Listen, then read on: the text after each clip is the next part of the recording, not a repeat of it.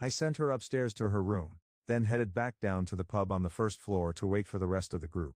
When they arrived, I filled them in on what was going on. Sachi needed more time to learn how to use a shield, so it was best if she stuck with her spear for now. I also told them that I was totally fine with staying on the front lines. They seemed a bit curious about what had happened between Sachi and me, but luckily they agreed with my plan. I felt a big sigh of relief when they said okay, but deep down I knew we still had a bigger issue to deal with. The good news was that starting the next night, Sachi began sleeping in my bed again, and finally she was able to get some rest. It was a small step forward, but at least it was a start. I'll never forget those nights. My friend would snuggle up next to me, and I'd tell her everything was going to be okay, that she wasn't going to die. It was the only way she could calm down and fall asleep. But it meant I had to make a big sacrifice. I couldn't sneak out at night to work on my skills like I used to. Even though I had to change my routine, I still felt terrible about keeping secrets from Sachi and her friends. Thinking back, those days are all jumbled together in my mind, like a big snowball. It's hard to remember exactly what happened, but the feelings stick with me. Let's get one thing straight. There was zero romance between us. We shared a bed, but that's where it ended. No cuddling, no sweet talk, and definitely no dreamy eye gazing. It was more like we were two stray cats who had found a buddy to help heal our scrapes and scratches. We stuck together because it felt safe, not because of any lovey-dovey feelings. Here's what happened. When Sachi heard me talking, she started to feel better and wasn't as scared, and by helping her out, I was able to shake off some of the guilt I'd been feeling about being a beater as someone who doesn't always play fair. It was a weird moment, but watching Sachi struggle made me realize something important about the game. Sword Art Online SLO. For the first time it really hit me that this game wasn't just fun and games. It could actually be deadly. That was a pretty scary thought. I zoomed through the lower levels of the game like a pro. I knew those monsters inside and out from playing the beta test, so it was easy to defeat them. This helped me stay near the top of the leaderboard with the best players. I wasn't the absolute best, but looking back, my health bar hardly ever got low. I had a huge stash of resources that I'd won without much trouble. While other players were super nervous about dying, they had every reason to be scared. Death was a real possibility in this game. Meanwhile, I was cruising along with plenty of extras to keep me safe. As I faced the truth about what was going on, I felt a weight lift off my shoulders. I realized I could make things right by helping Sachi and the rest of the Moonlit Black Cats. But if I'm being honest, joining their group had started as a way to ease my own guilt. I tried to push that thought aside and focus on the good I was doing. I told myself that keeping my true level a secret was necessary to protect them and that it would help them become an amazing guild. By believing this, I could justify my lies and feel like I was doing something truly helpful. I have to admit, I was trying to convince myself that everything would be okay. Every night my friend, Sachi, would snuggle up next to me, and I'd whisper a special phrase to make her feel better. "You won't die, you'll survive." It was like a magic spell. When I said it, Sachi would peek out from under the blanket, give me a tiny smile, and drift off to sleep. But sometimes, no matter how hard we wish for something, it doesn't work out. Just a few weeks after our scary adventure in the sewer, disaster struck, monsters attacked us. And right before my eyes, Sachi was gone. It was like her body and spirit just vanished into thin air. It's crazy to think that on that same day, our friend Kita was out looking at a house for our guild. We had finally saved up enough money to buy a place to call our own. And Kita was meeting with a real estate agent to make it happen. It was supposed to be an exciting time, but instead our world was turned upside down. We were all hanging out at the inn, waiting for Kita to get back. Sachi, me and our 3 other friends were checking out our guild's inventory and cracking up about how little gold we had left. It was pretty sad. Just as we were about to get bored, Tetsuo, our team's master crafter, spoke up with a cool idea. "Hey guys, let's go explore the labyrinth and make some cash," he said. "We can use it to buy some awesome furniture for our new guild house." Kita's gonna totally lose it when he sees this place. We decided to explore a new part of the labyrinth, just 3 floors down from where we normally adventure. None of us had been there together before, but I had visited it solo. Let's just say it's not for beginners. The traps are super tricky and can be deadly, but I kept that to myself. Luckily our team is strong enough that we shouldn't run into too much trouble, and so far, our hunt has been a huge success. We did it, we met our goal in just 1 hour. As we were about to head out and go furniture shopping, something exciting happened. The sneaky thief in our group stumbled upon a treasure chest. I tried to warn him to leave it alone, but he asked me why. The problem was, I didn't want to tell him that I knew the traps on this floor were super tricky and could get us into big trouble. I tried to warn him, but all I said was that something didn't feel right. Big mistake. As soon as he opened the chest, a loud alarm blared and creatures poured into the room through 3 different doors. It was chaos. I knew we were in big trouble, so I yelled for everyone to grab their crystals and teleport out of there fast. Things took a turn for the worse when we realized we were trapped in an area that blocked our special crystal powers. We were stuck, and panic set in. Naya was freaking out too. The first person to go down was the thief who had triggered the trap. Then, it was Tetsuo the warrior, followed by the spearman. I was totally terrified, so I decided to use all the powerful skills I'd been keeping secret until then. I unleashed a barrage of attacks, trying to hold off the monsters that were closing in on us. Things were getting out of control. There were just too many monsters. I didn't even have time to turn around and silence the alarm that was calling them. Just when it seemed like Sachi was about to get overwhelmed by the wave of creatures, she reached out to me with one hand and opened her mouth as if she wanted to say something. I looked into her eyes, and saw something that tugged at my heart, a deep trust that she showed me every night. It's a miracle I made it through. The next thing I knew, the chaos of monsters and my 4 friends were gone. And get this, my health was still pretty strong. My HP bar wasn't even half empty. I trudged back to the inn by myself, feeling dazed and confused. When I got there, Keita was waiting for me with a surprise. On the table in front of him was the key to our brand new guild house. I told him everything, how my friends didn't make it, but I did. When I finished, he stared at me with a blank face. He didn't seem to care about what I said. All he said was, "You're a beater." That meant I wasn't supposed to be involved with his group. Then he got up and walked to the edge of Aincrad. I couldn't believe my eyes. He jumped over the fence without even thinking twice. He just threw himself into thin air. It was crazy. But then I remembered what Keita had said, and it turned out he was right. I couldn't shake the feeling that my own ego had led to disaster. If I hadn't teamed up with the Moonlit Black Cats, they would still be alive today. There were 5 of them, and now they're gone. They were safe in the middle zone, but I got them into trouble. We tried to disable a trap that was way too tough for us, and it backfired. The truth is, surviving in Sword Art Online isn't just about being fast or strong. It's not even about having the best gear.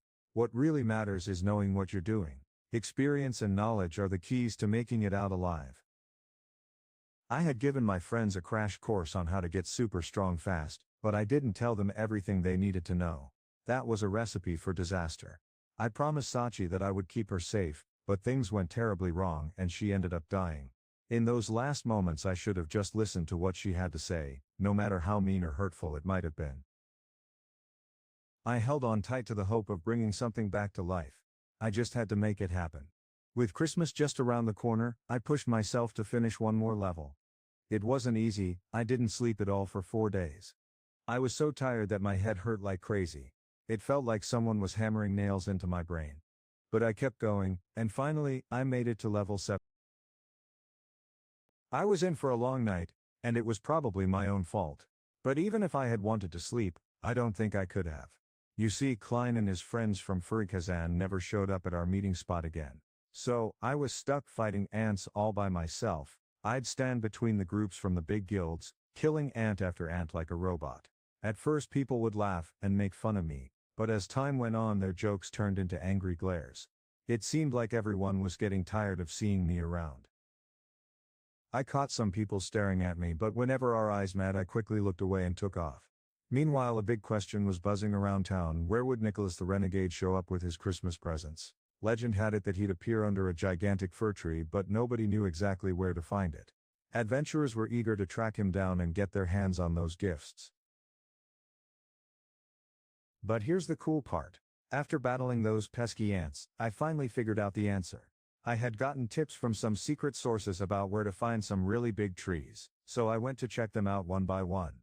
And guess what? They all looked like perfect Christmas trees. But with a twist, they were all cedar trees, not fir trees. Imagine two kinds of trees, cedar and fir. They're easy to tell apart if you look at their leaves.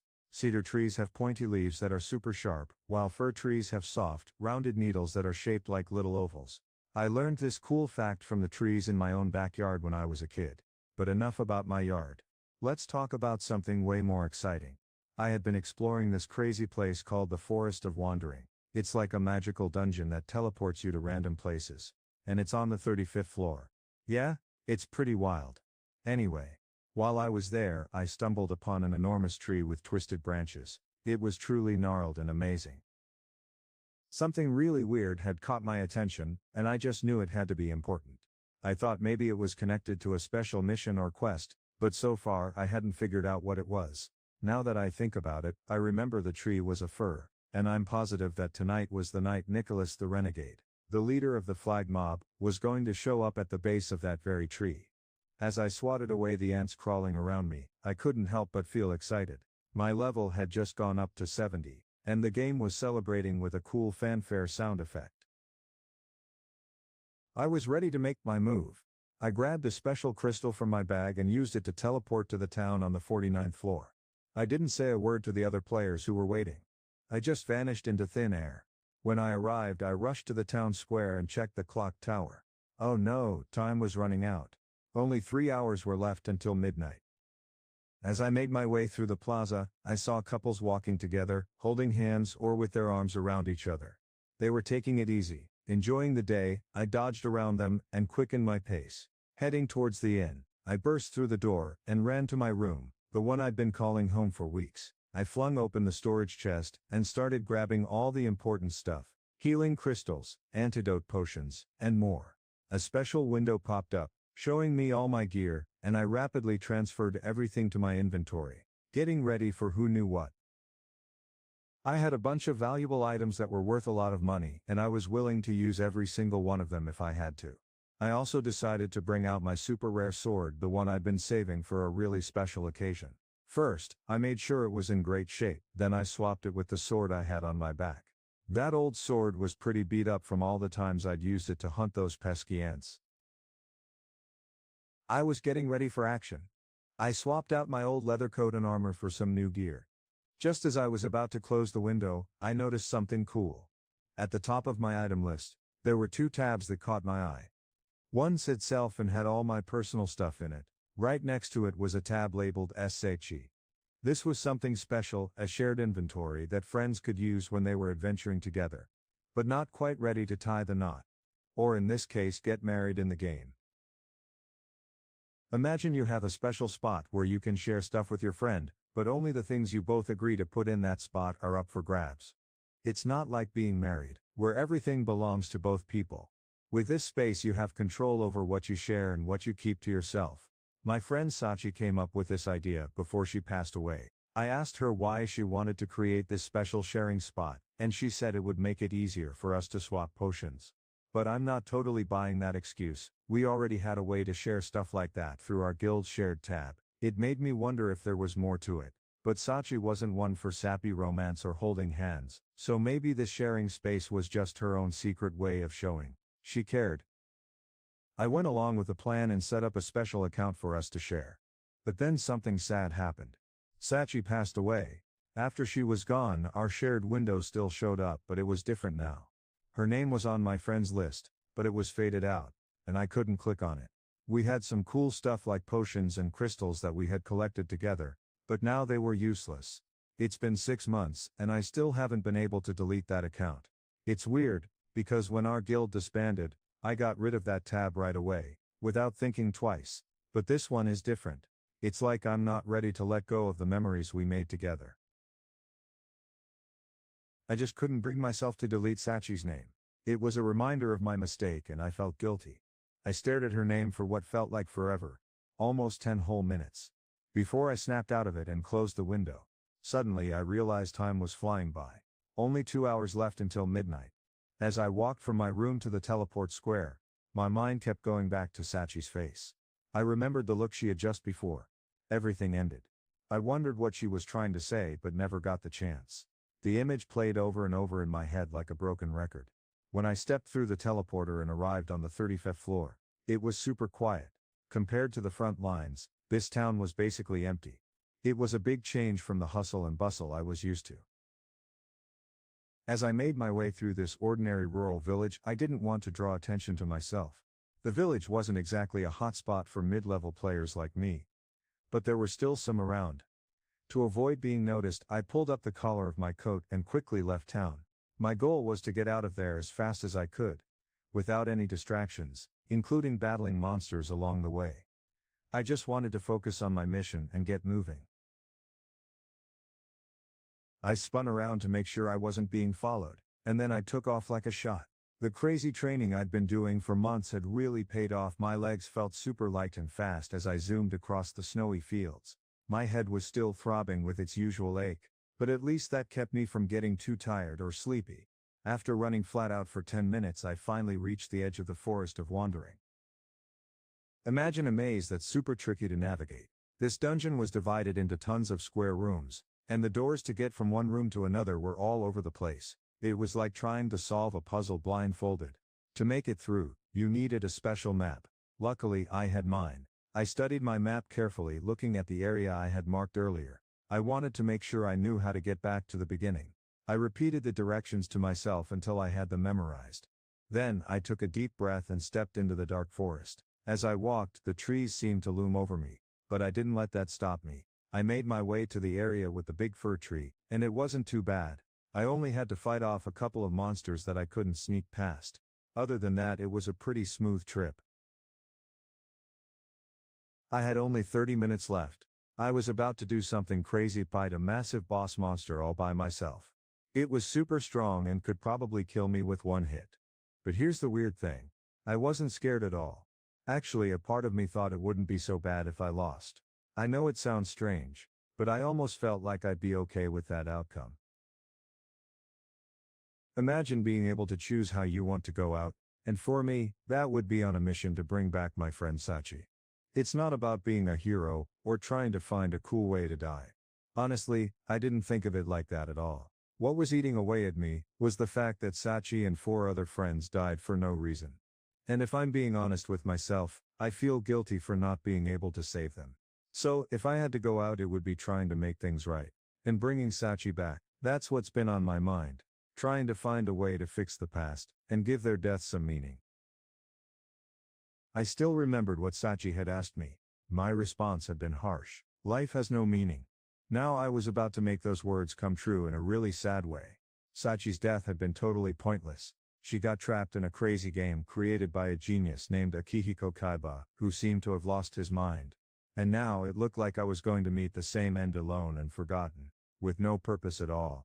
But there was a tiny glimmer of hope. If I could somehow beat this tough boss, maybe the rumors about a special item that could bring people back to life would turn out to be true. I just knew it. The Sachi's spirit was coming back. She'd been gone for so long, stuck in some kind of afterlife like the land of the dead or the river Less. But now I could finally hear what she had to say before she left. The moment I'd been waiting for was here. As I approached a big tree, I sensed that something was off. Suddenly, a bunch of players popped out of nowhere behind me. My heart skipped a beat as I grabbed my sword and jumped out of the way. There were about 10 of them, and I wasn't sure what they wanted. I held my breath, ready for anything. At the front of the group stood a guy who looked like a warrior from ancient Japan, a samurai.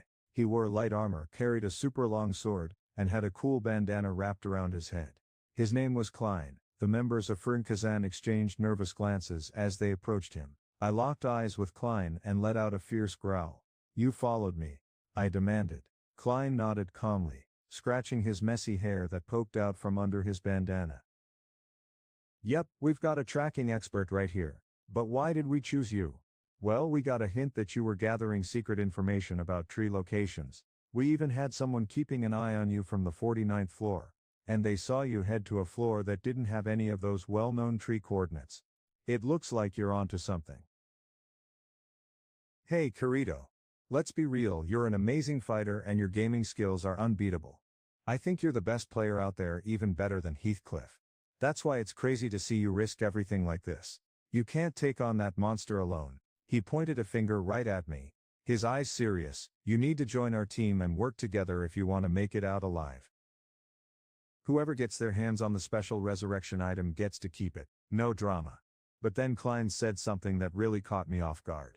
It sounded like he was coming from a good place, like he actually cared about me.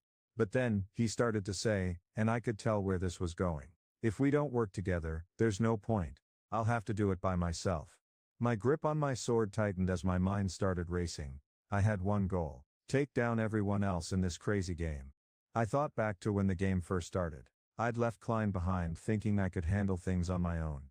That was a huge mistake, one that I regretted for a long time.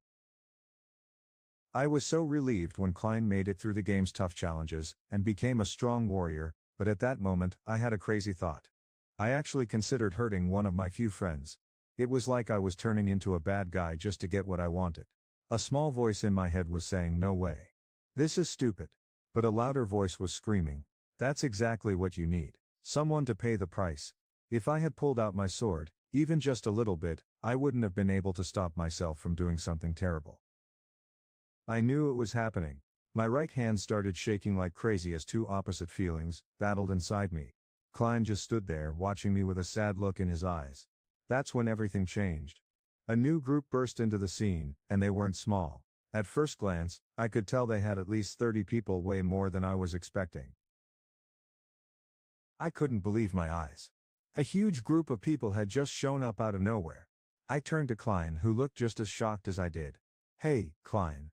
I think we've got some unwanted visitors," I whispered. Klein's voice was barely audible when he replied, "Yeah, looks like it." The new arrivals stood about 15 feet away from us, staring at Fern Kazan and me like we were aliens or something. But here's the weird thing: I recognized some of their faces from our crazy adventure in the Ant Canyon. One of the cool Ferenkazan swordsmen leaned in close to Klein and whispered, "Check it out, that's the Divine Dragon Alliance. They're a fearless team that will stop at nothing for their leader." I recognized the name right away. The Divine Dragon Alliance was one of the most powerful guilds around, almost as legendary as the Knights of the Blood. I looked around at my opponents and thought, wow, I'm in trouble. Most of them weren't as good as me. But there were just so many. At first I didn't think I stood a chance. But then I started thinking, does it really matter how I lose? Whether the big boss takes me down or the whole guild teams up against me, it's still a pretty embarrassing way to go. I was so done with trying to figure things out. It was time for a new plan, one that didn't involve fighting Klein. This time I was ready to take action. I gripped my sword tightly, feeling its weight in my hand. My mind was made up: I'd just fight and not think about it anymore. I'd become like a robot, slicing through everything in my path until I couldn't go anymore. Just as I was about to charge forward, Klein's loud yell stopped me. "Shit. God damn it," he shouted. I was surprised he had already drawn his own weapon. And now he was talking to me with his back turned to me. "Go, Kirito. We've got your back. Take down that boss," Klein yelled. "Just don't get yourself killed, okay? You have to make it out alive. I'm counting on you to beat me to the finish line." I didn't have time to respond. I turned around and left Klein behind, rushing towards the final portal without even saying thanks.